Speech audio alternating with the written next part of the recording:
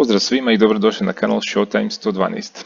U današnjem nastavku bavimo se procedurom slijetanja na zrakoplovu Suhoi 25T. Za početak pogledat ćemo kakva nam je situacija na karti tipkom F10.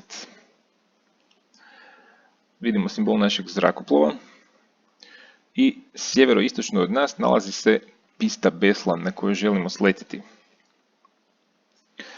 Da bismo se pravilno pozicionirali i poravnali na pistu, koristit ćemo jedan navigacijski mod koji se zove povratak. Znači, trenutno smo u redovnom navigacijskom modu, imamo oznaku MRŠ. Ako niste u tom modu, stisnite tipku 1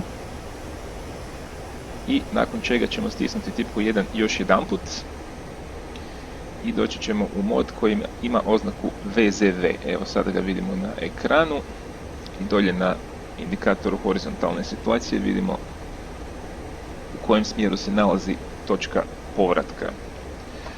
Povratak je u osnovi jedna točka koja se nalazi nekakvih 17 do 18 km od same piste i ona je početak onoga što se na engleskom naziva glide slope, odnosno kosine po kojoj se zrakoplov spušta prilikom slijetanja. U nekakvim idealnim uvjetima ta brzina spuštanja trebala bi biti konstantna, ali naravno tu uvijek ima nekakvih korekcija. Evo sada smo se otprilike usmjerili prema točki povratka. Udaljena je 20 km.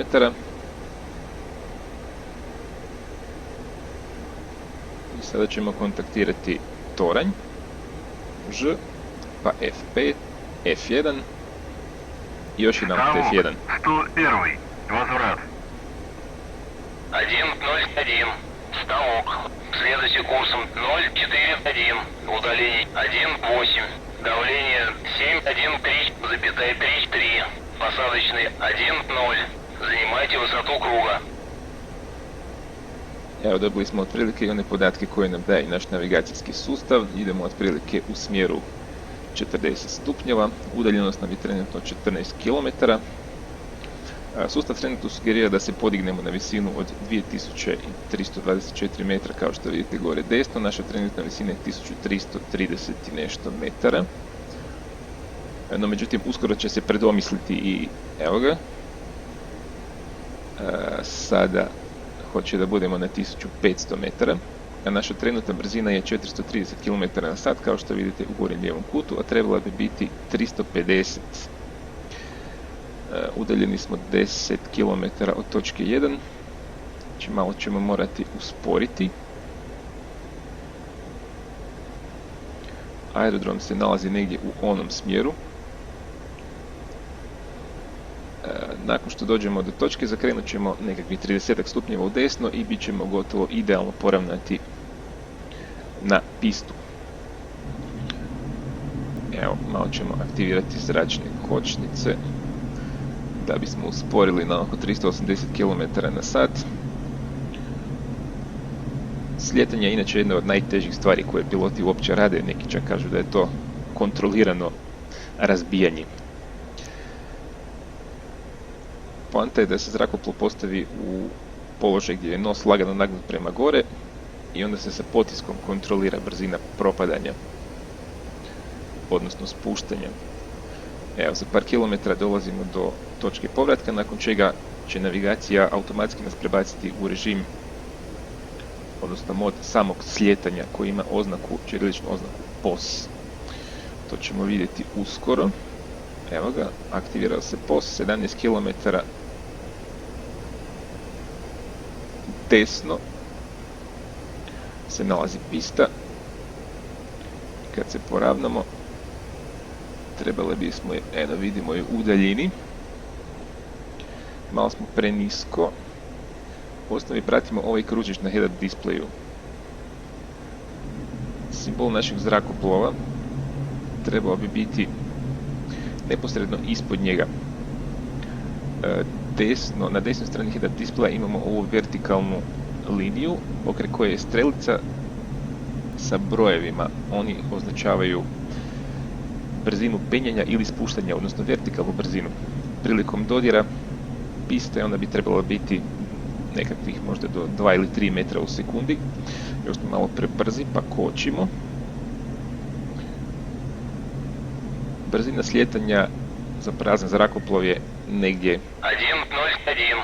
Работайте с посадкой. nešto ispod 300 km na sat. Evo Toranj sada traži da tražimo konačno dopuštenje za slijetanje. Još uvijek smo malo prebrzi. U međuvremenu spuštamo flapsove tipkom F. Pa nakon toga Ставок 101. Разрешите посадку. stanje trap tipkom G i konačno 101. Ставок. Посадку разрешаю. Посадочный 1-0. konačno lijevi shift plus F, flapsove u manevarski položaj, sve to je izvučeno kao što vidimo na oznakama i sada lijepo pratimo kružić i nastavimo biti taman malo ispod njega, korigiramo brzinu spuštanja prvenstveno potiskom. I pomalo i nosom zrakoplova. Moramo paziti da nam brzina ne padne previše.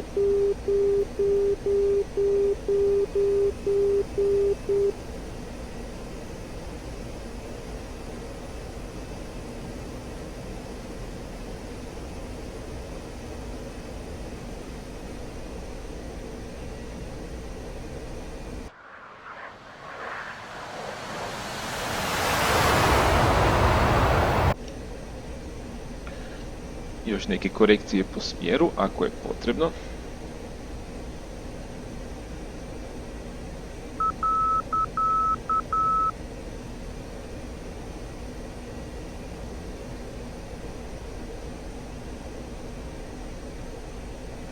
Nakon što dotaknemo pistu, isključit ćemo potisak, smanjit ćemo ga na minimum i tipkom W kočiti kočnicom na kotačima, a zatim izbaciti kočione padobrane tipkom P. Evo ga, dotaknuli smo tlo, tipkom V kočimo, kada brzina padne, sada ćemo izbaciti padobrane, evo i tu nas vrlo brzo zaustavljamo.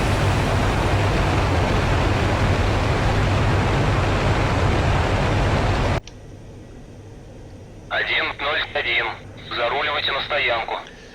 Evo ga, ovo je bilo uspješno slijetanje. Tipkom P još jedan put odbacujemo padobrane i zatim nastavljamo ruvati po pisti sve do parkirnog mjesta. To je bilo slijetanje. Biće vam potrebno dosta vježbe, naravno. Kao što sam rekao, to je jedna od najtežih stvari koje pilote uopće rade, ali u svakom slučaju je bitno da biste mogli uspješno okončati let i borbene misije. Toliko u ovom nastavku, vidimo se u sljedećem, kada ćemo govoriti o trimu i o režimima rada autopilota.